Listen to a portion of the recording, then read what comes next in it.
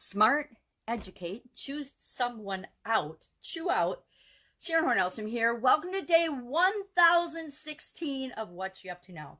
Documenting my journey as I transition from the brick and mortar world to the online world of business. The ups, the downs, the good, the bad, the ugly, pretty much talk about it all here in some way, shape, or form.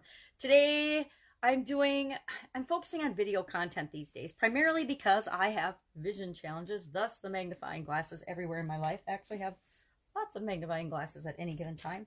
I can even do the color thing. I don't know, in a weird Monday mood. I freaking love Mondays. I don't know about you, but I think Mondays are awesome. I absolutely adore them. So today, on my video content creation, we talked about in the 365-day do one fun thing every day challenge about education and the importance of education. And I shared the quote and then challenged people to talk about, are you actually living in and performing in and doing something that you specifically were educated to do? Now, if you're a doctor or a lawyer or an engineer, which I'm an engineer and I'm definitely not doing any engineering right now, and I haven't been for a very long time. And that's why I'm curious, are people actually working and doing what they were trained to do in the formal education system? To me, education is just the springboard to everything else that you're going to do, be, have, and create in your life. We get a core foundation of education, yet we're learning all the time. I actually hate to say this out loud, but I feel sorry for people that get to a certain level of education and then they just decide that they're done and they don't need to learn things anymore. They're just, they stop, they're done. I was married to someone like that who thought, okay, I went to school, went to high school, went to trade school, got my, education. Now I'm done. I don't have to learn or grow or develop anything. Well, that's such a fallacy because we're always learning and growing and experiencing new things all the time. So we need to remember that our education is important, but it's just a basic thing. It's just the thing that we build upon. It's like the first block in the or the first stair in the stair step to our life, our what we're actually going to experience in our life, what we're actually going to build or create in our life. So education, I totally believe in education, but there's all different types of education, right? College degree, do I think people need to have a college degree to be successful? Frickin' A, no, right? And this is coming from someone that's got 3 degrees and went to school for a long time because I love learning and I love education. And I thought I needed all these degrees to help me create the life and the career and the businesses that I wanted. Well, lo and behold, it was cool. I learned a lot of stuff. I've applied a lot of stuff I learned just because I have the education, but it isn't because of that education that I've achieved anything that I've achieved in my life. And for most people, the vast majority of the population, that's absolutely true. It's what we do with what we know. It's what we do with what we learn. It's what we do with that education that determines our ultimate outcome and the results that we achieve. And again, the results that we want are different for each and every one of us, which is what makes the world so fun. So education was the topic of the fun challenge today. And I think education should be fun. If education is fun, guess what? Kids will learn to love learning. And if you love learning, you never stop, right? If you love something, you do it for the rest of your life. And I think if we can, in our education system, if we can imbibe kids with the love of learning, that is the purpose of our education system. More than just the skills kids are learning, it's the love of learning, because anything that they want to learn, anything they want to be, anything they want to do, anything they want to have will come from their ability to apply the things that they learn, and to know that they can learn absolutely anything and everything. Guess what? That applies to us adults too. Anything we want to do or learn, we can absolutely learn. If you would have asked me 3 years ago if I was ever going to do something online, okay, maybe 4 years ago, if I was ever going to do something online or on the internet, I would have said, hell no, because the thought of learning the new technology and then over that same period of time, I've been blind in my left eye for a long time, for decades, but my right eye took the same route as my left eye following my sudden cardiac arrest in 2010.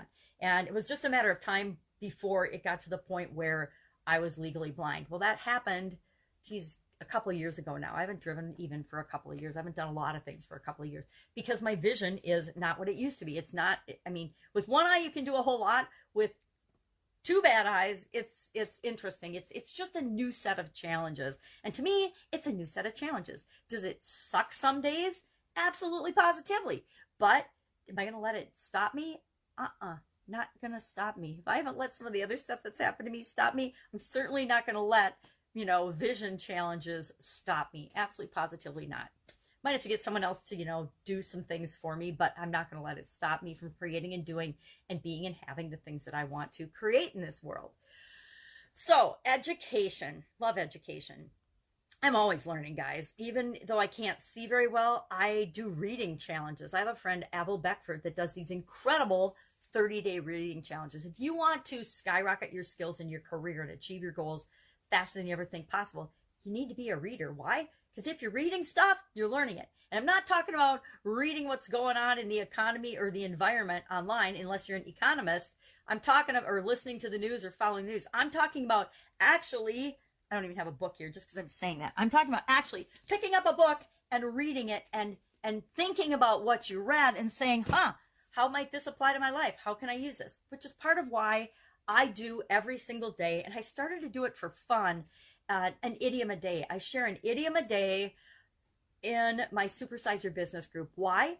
Because it's the same reason people do a word of the week or a word of the month or a word of the day. It's because we focus on how we can apply that, what it means to us. We focus on the skills that it's helping us, the things and the ways it's helping us learn to look to, number one, be more open. Number two, learn and think about how these things can apply or could apply to our business.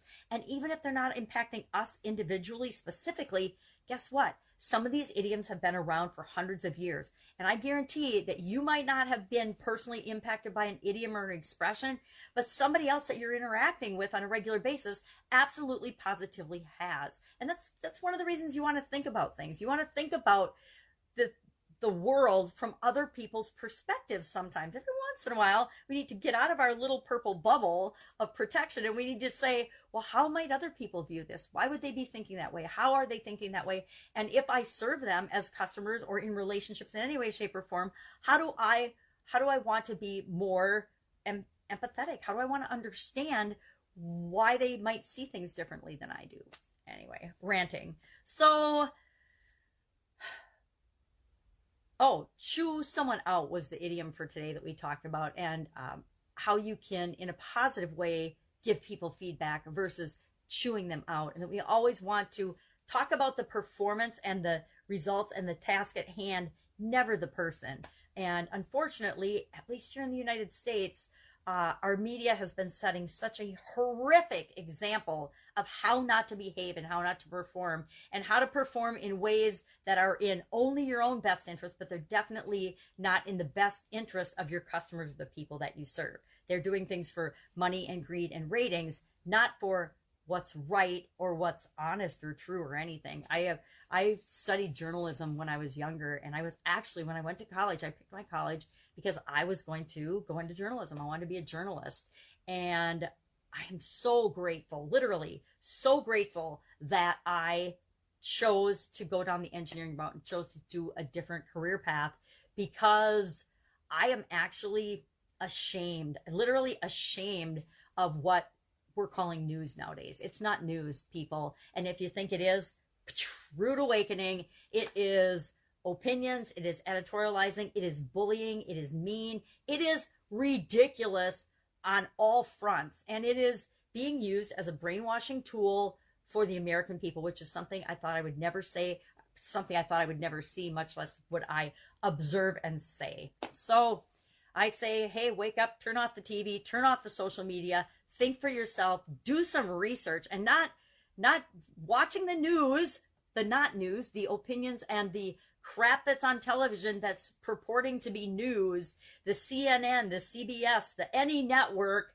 any station, Fox included, people, is absolutely a crock of, poo-poo. And so keep that in mind when you're forming your opinions and fighting with people on social media or anything. Now, I say this coming from a perspective of, I stopped watching the news in 1980, the late 1980s. I don't remember the exact year, but as part of a training with Procter & Gamble, who I was working for at the time, awesome training, they challenged us to go 1 week without watching TV, not watching the news, turning it off.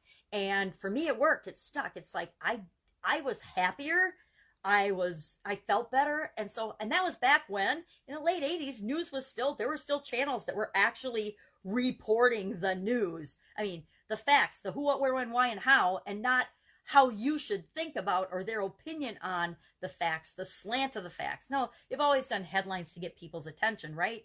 News has always done that. But there's a difference between a factual headline to get attention and a twisted interpretation of events. That's why I always go right to the source. If I want to know what President Trump or former Vice President Joe Biden say, I don't go and listen to the news spinning what they think that they heard or said or what they want us to think. I go to and watch the full presentation and I interpret it for myself. Well, this is what I heard. And what I like about today's technologies, I can go back and forth and I can re-listen to the same thing again and say, what do I think about this? What do I say about this? What do I think about this performance? What do I think is really going on here? What message am I actually hearing? And I actually analyze it and think about it for myself. Oh my God, novel approach. What an idea. Actually watching the whole real clip and thinking for ourselves. When do we become this society of cliff notes where we need the news and the media and comments on social media and the big media companies like Twitter, Facebook, Google, I'm talking about you, to tell us how things work and how things are and what to think about them. The censorship and the crap that's going on in this country is absolutely appalling. And if you don't think it's appalling and if you don't think it's going on, you're obviously living under a rock, or you've already been subjected to the absolute positive media brainwashing that's going on. And I say, oh my God, wake up, quit the spinning eyes and think for yourself. All of us are amazing, incredible human beings, and we have the ability to think for ourselves. And I think it's insulting that politicians think and that the media thinks that we need to be told what to think, what to believe, who to follow, and what to pay attention to. It's absolutely ludicrous, and it's such a manipulated mess. I'm sad to say that I can't believe more people don't see it. All right, that's my rant for today. I guess I'm chewing myself out for getting sucked into any of the nonsense that's been going on. It seems like every 4 years when there's a presidential election, I pretty much ignore politics. You know, here's things here and there because I don't watch the news and their interpretation of stuff. I pretty much ignore politics, but sometimes the noise and the energy gets so loud that you end up getting pieces and bits of it. And so then I find myself having to go, okay, well, let me find the source of this. Let me see the speech. Let me see the whole presentation. Don't give me the 1 second soundbite that presents the story the way you want it to be, because that's not reporting. That's not news. That's just propaganda. And guess what? I feel very sad that America has become a country that is 100% influenced by propaganda and absolute positive bullshit. I said it. It's absolute bullshit. So enough of that. Have an awesome day. I love Mondays. Obviously, I get a little wound up on Mondays. Have fun. Have an awesome day. I have got a book to write this week. I did nothing on it this weekend because I had other things going on, but I promised I would get it done by Friday. So guess what I'm doing today? Processing my videos, getting that book hammered and nailed out. All right. Have a great day. If I can help you in any way, ask in the comments below. I probably won't help you till next week. Let's be honest, because I got to get my book done. Bye. Take care.